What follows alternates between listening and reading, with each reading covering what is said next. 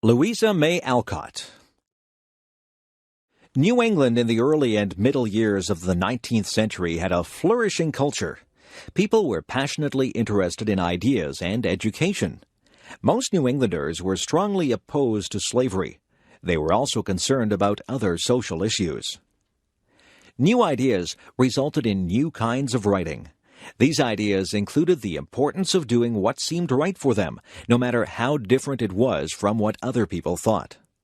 People also believed that nature gave them guidance in our lives, and that it was important to live close to nature.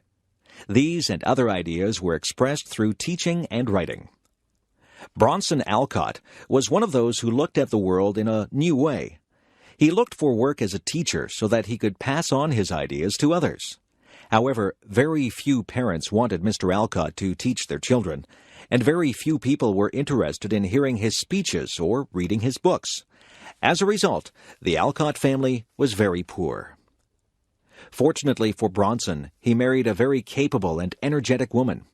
Mrs. Abigail Alcott helped to earn money to support the family and did most of the work involved in looking after the 4 Alcott girls.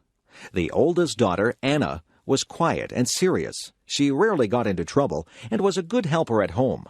The second daughter was Louisa May Alcott, who became a writer. She was adventurous and cared very little for rules. She was always saying and doing things that got her into trouble. The third daughter, Elizabeth, was very kind and good-natured. All the others loved her. As a young woman, Elizabeth had a severe case of scarlet fever and never fully recovered. She died at age 23.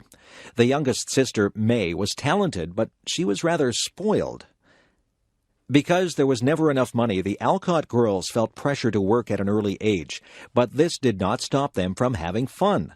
Louisa wrote little plays that she and her sisters performed at home. They all enjoyed the woods and ponds around Concord, Massachusetts, where they lived most of these years. When they moved back to Boston in 1848, Anna took a job looking after other people's children, and Louisa looked after the house. Meanwhile, their mother worked outside the home. While working on laundry or sewing, Louisa was thinking up stories. At night, she would write them down. When she was 18, she began selling poems and stories to magazines. Within 10 years, Louisa was earning a substantial income from writing. One day, her publisher suggested that she write a story for girls.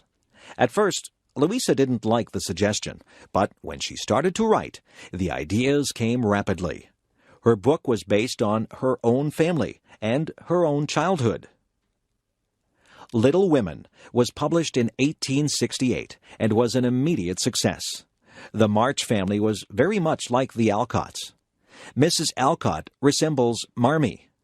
Meg is like Anna, and Jo is like Louisa herself. Beth is based on Elizabeth, and Amy on May Alcott. Many of the situations in the book happened to the Alcott family. Nonetheless, many characters and incidents were invented. Little Women and its sequel opened up a new kind of writing for children. While these books did have a moral, they were more lively and interesting than earlier children's writing. Little Women inspired many writers later to write more realistic accounts of childhood.